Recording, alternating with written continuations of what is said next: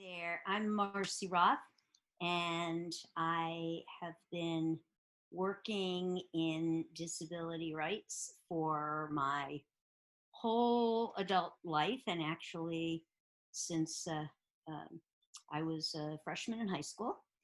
I am currently the executive director and CEO of the World Institute on Disability, and I have been uh, working over the years in uh, services for people uh, living in residential programs early in my career, um, with people in children in school settings, um, people in vocational rehabilitation, and then people in community living environments.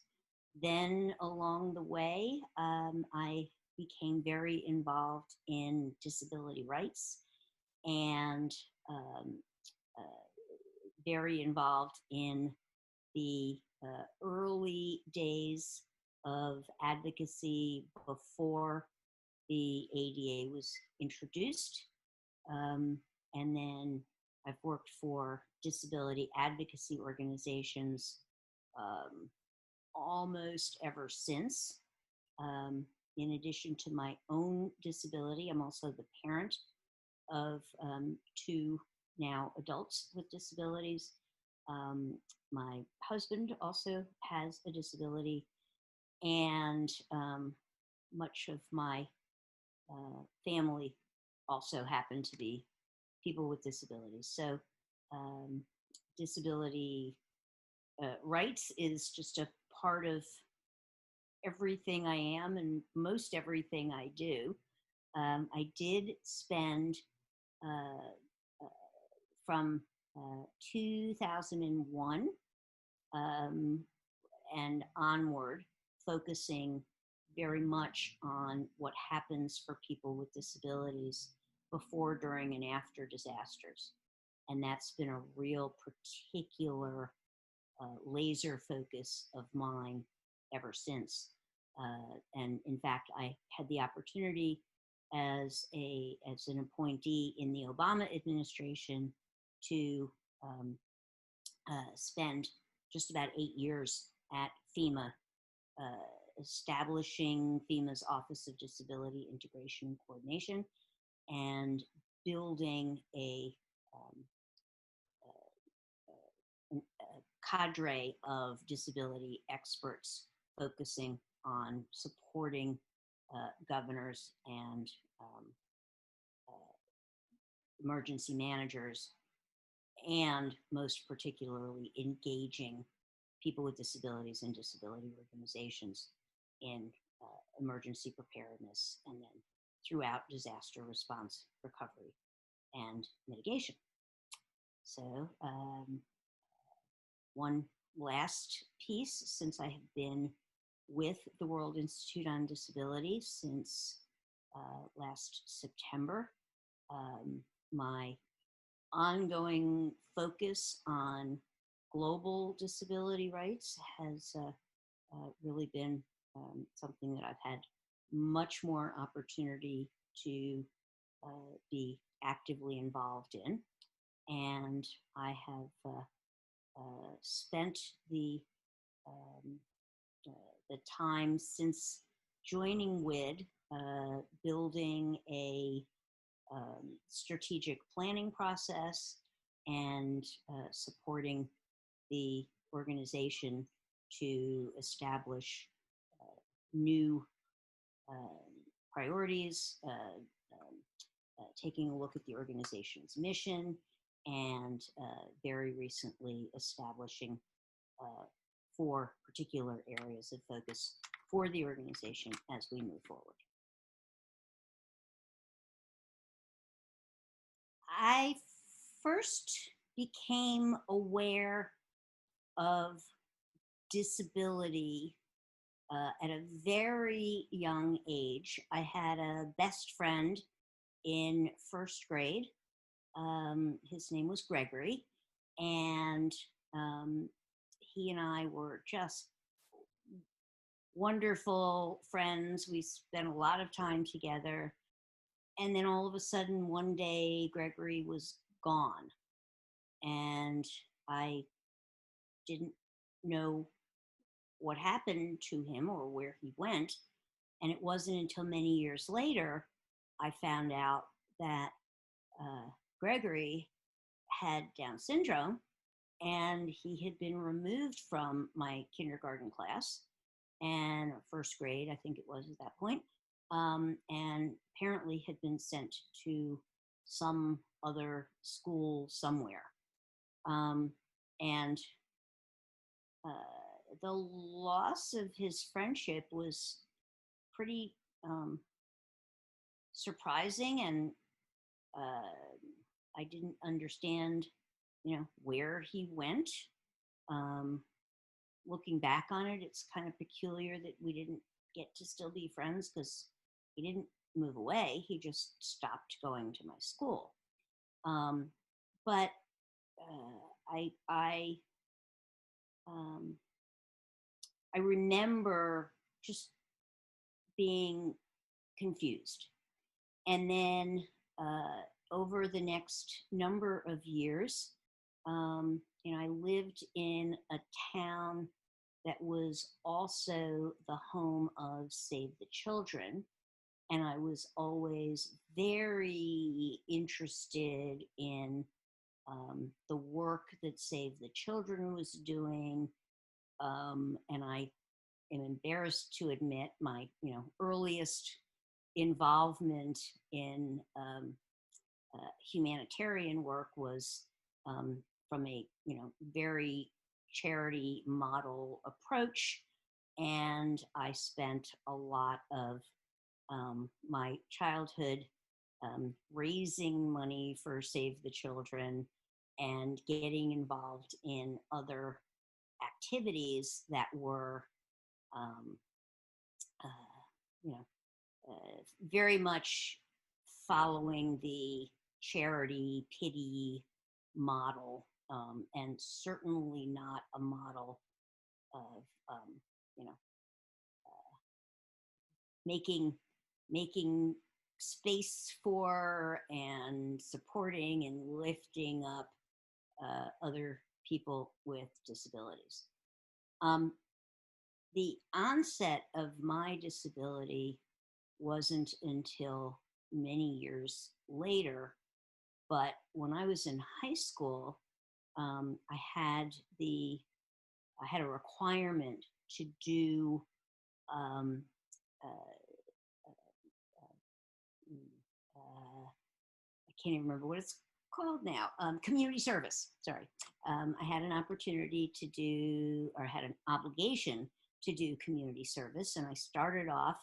Um, this was the year of the first Earth Day, and I started off crushing glass at the local recycling center, and it turned out that that was really boring.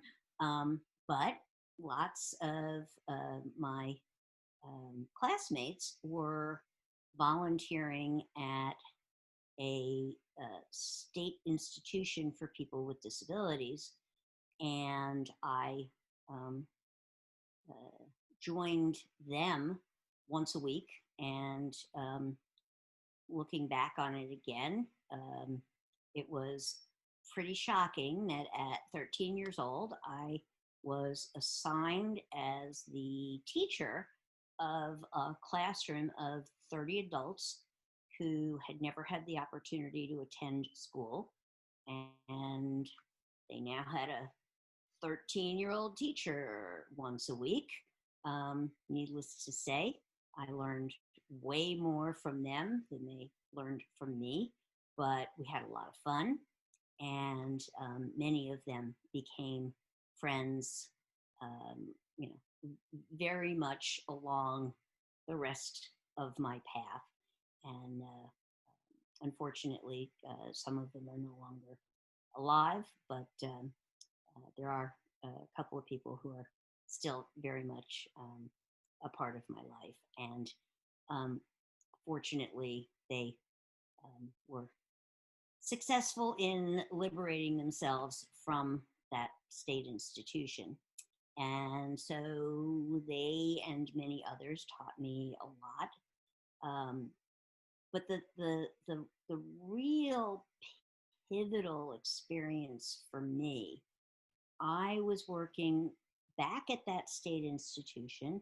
This was my first paid job in disability services, and I had been hired to work in what was called a cottage for 40 women with intellectual disabilities. And this cottage was on beautiful grounds, but the women lived in a building, 20 on one side, 20 on the other side. And my responsibilities included assisting them in bathing and getting dressed and in eating. Many of them were unable to feed themselves. Um, some because they just had never been given the opportunity, and others because of their, physical disability and a lack of any sort of um,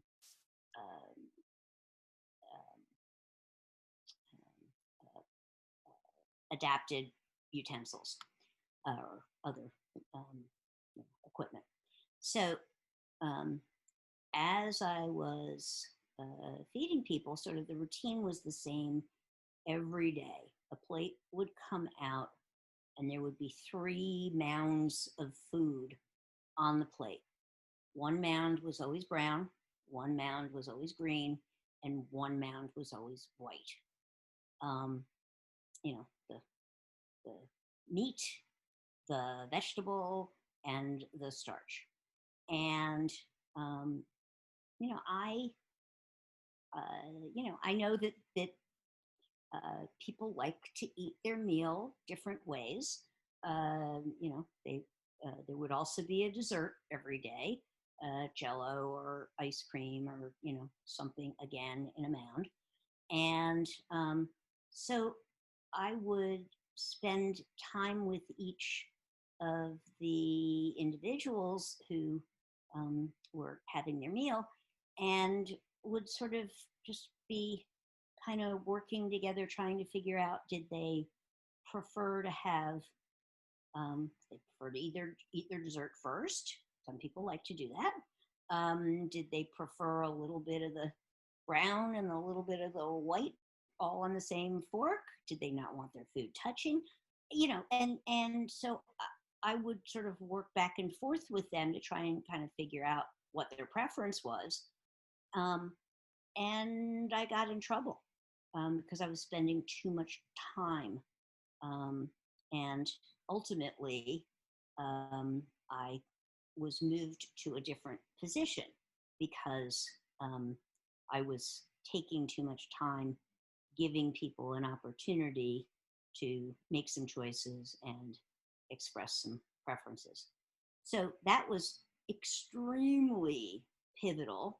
And in many ways, those early experiences have really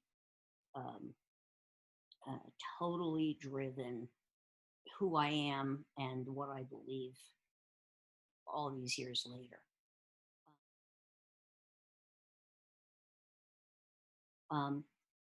In terms of the Americans with Disabilities Act, I had a very close personal experience with what was then called Public Law 94-142, the Education of All Handicapped Act, later on renamed the Individuals with Disabilities Act, IDEA, and had a very personal family experience with IDEA and became aware of legislative initiatives and how the IDEA had just been passed.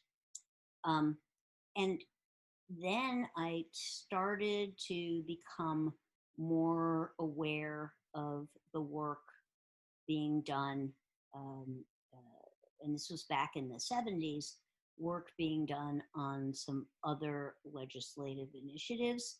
The 504, the passage of the Rehabilitation Act, followed by the 504 sit-in in San Francisco to get the regulations put in place. Um, that really caught my attention. And between the little bits of information I was getting there and the work that I was doing, and then becoming a full-time advocate, going to work for an independent living center in 1982, I then became extremely involved in um, systems change and how to, how to develop policy, how to organize, how to support the rights and voices and preferences of other people. And because I lived in Connecticut, and the original um, author of the Americans with Disabilities Act, the first time the bill was introduced, was Senator Lowell Weicker of Connecticut. And Senator Weicker, father of a great young man who had Down syndrome, um, uh, Senator Weicker was very involved with the disability advocacy community in Connecticut. And I then had the incredible opportunity to go to Boston and testify at one of the Congressman Major Owen's field hearings on the Americans with Disabilities Act. So, of course, that first time around, the bill didn't pass. But boy, oh boy, were we revved up. And in the passage of the ADA, in the period in which, once the bill was reintroduced and folks were organizing, I remember that we had stacks and stacks and stacks of bright pink postcards. And we were organizing folks across the state to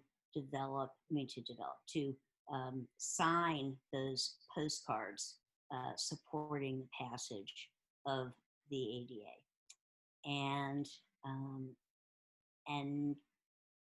then, this was sort of a wonderful, but maybe a little bit misleading experience. We actually were successful. The bill got passed. And I remember thinking, oh, well, this wasn't that hard. I mean, we had to go at it twice, but, this wasn't so hard.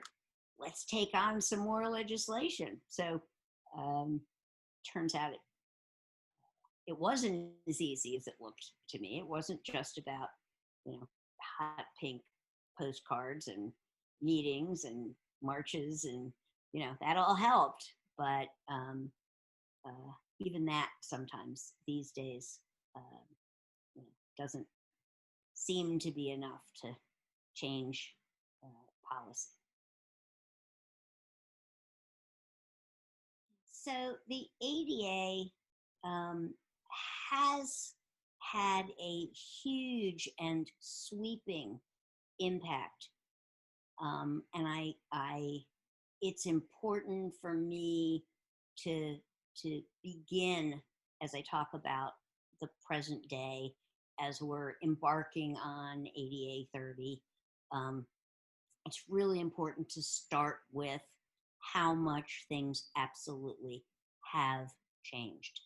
Um, and, so certainly some of the architectural barrier removal efforts, some of the significant improvements in equally effective communication, some of the requirements around programs, um, you know, all of those have significantly changed most in it. I can't even say most of the time.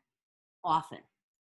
There have been many great initiatives over the years, um, but we've always had to maintain a relentless battle to um, to not let anything slip, to not lose any sort of momentum towards accessibility.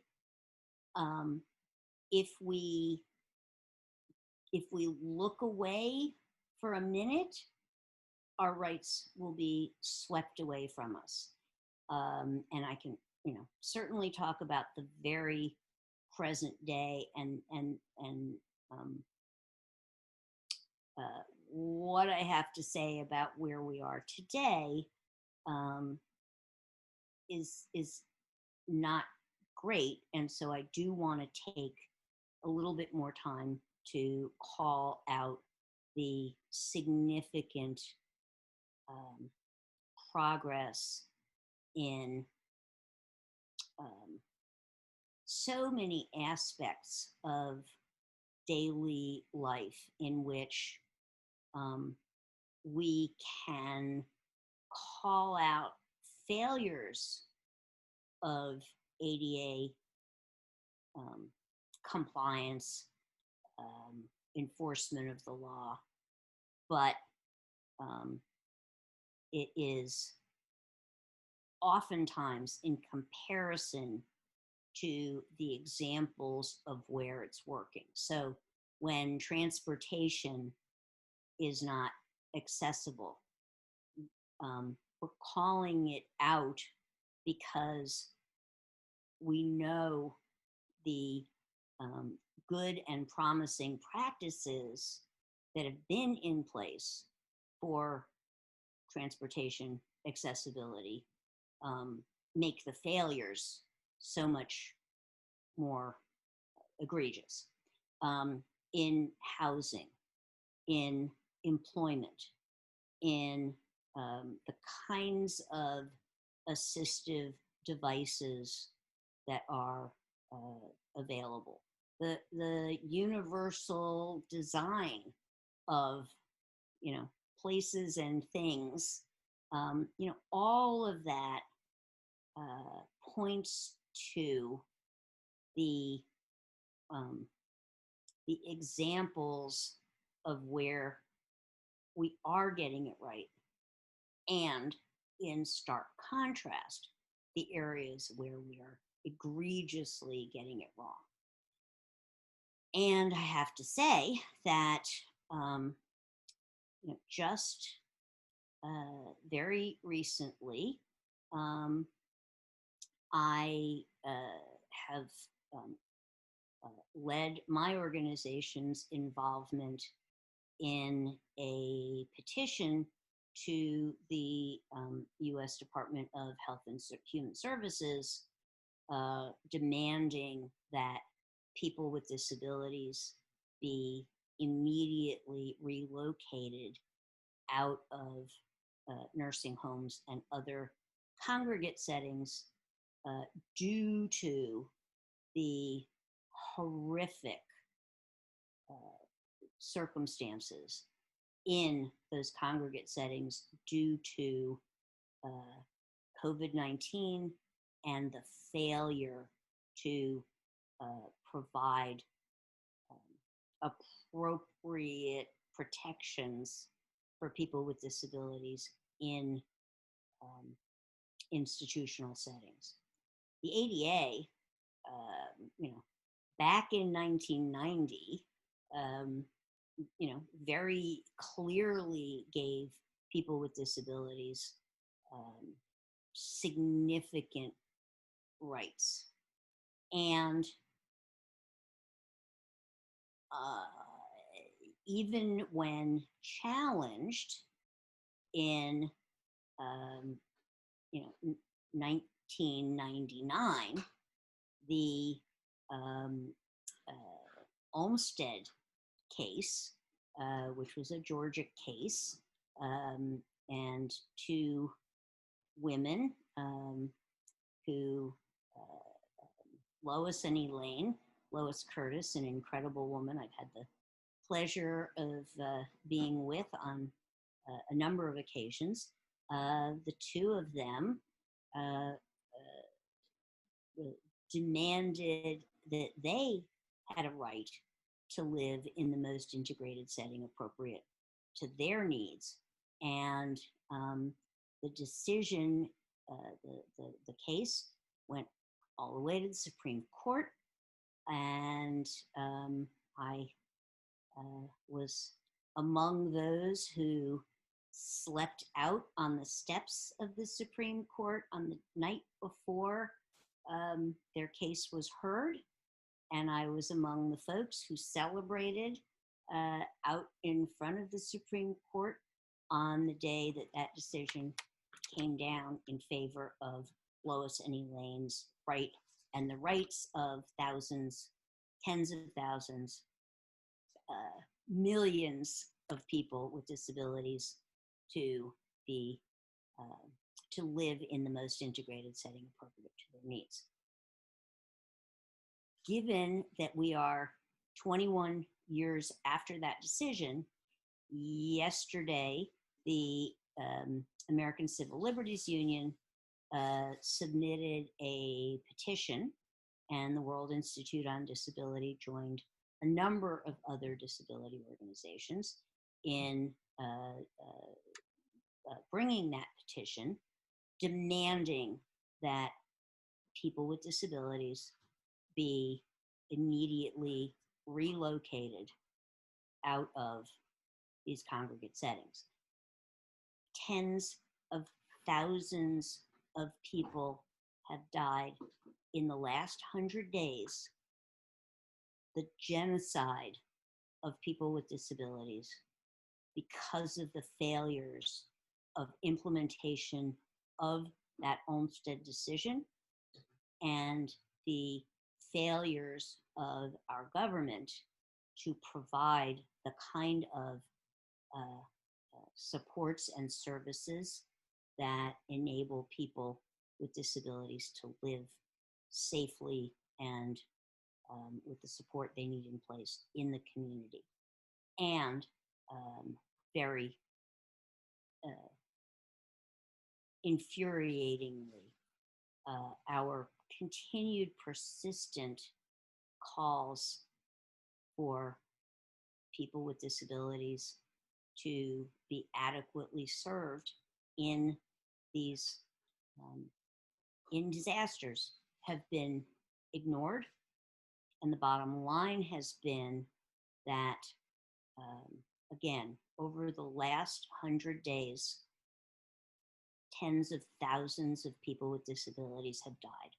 And when I was called on, saying that those were people with disabilities, I've had conversations with a number of, senior government officials who are like, why are you saying, people with disabilities? And these were old people with underlying conditions living in, nursing homes and long-term care facilities. Well, you don't go to a nursing home because you're old. You go to a nursing home because you have a disability, and the supports and services you need to stay in the community have not been given to you. And the vast majority, some would say, all of those deaths in congregate facilities are people with disabilities, most of them Black and brown, and people living in poverty. and the failures of the Americans with Disabilities Act, the Olmsted decision, and our government's um, will to monitor and enforce this law and the Rehabilitation Act have a devastating impact on where we are today and the death of many of our siblings without end in sight.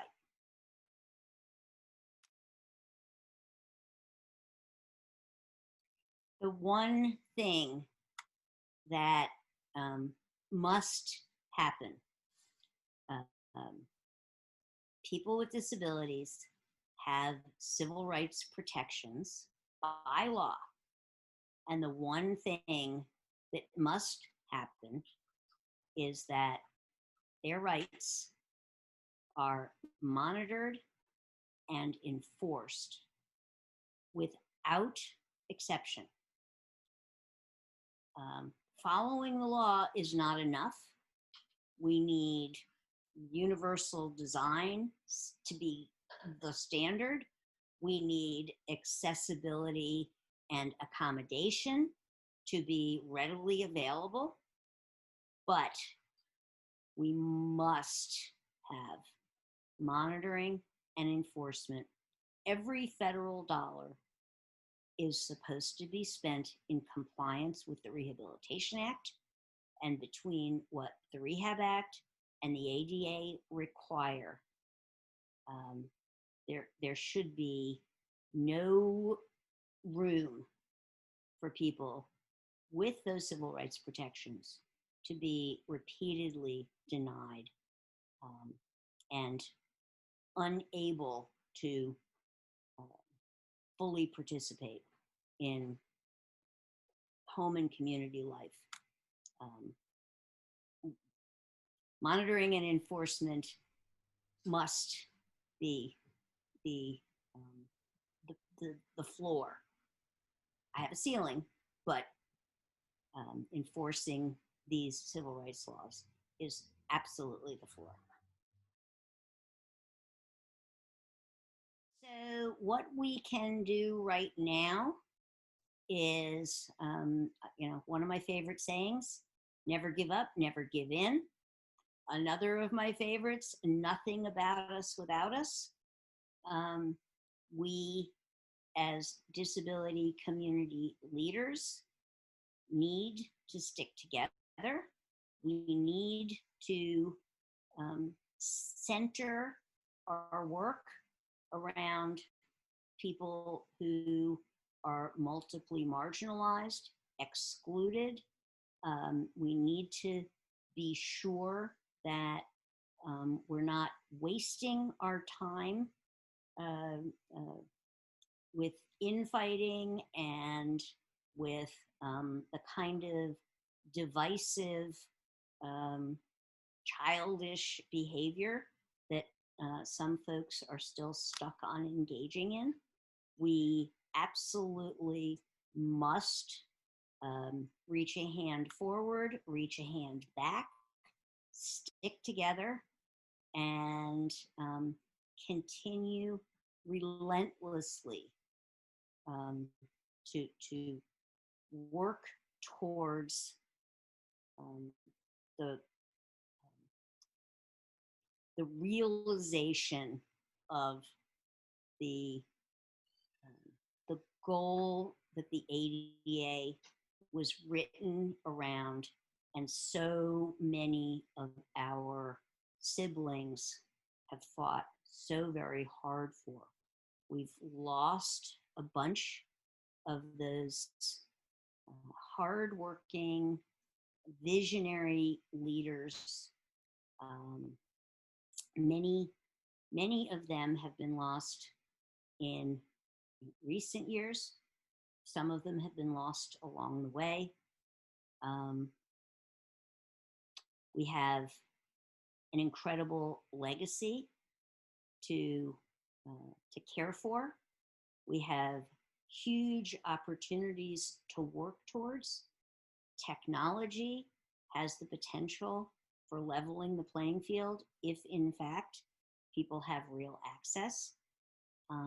And the World Institute on Disability and our commitment to work in partnership with other disability-led organizations and our allies to make communities stronger, more resilient for the whole community.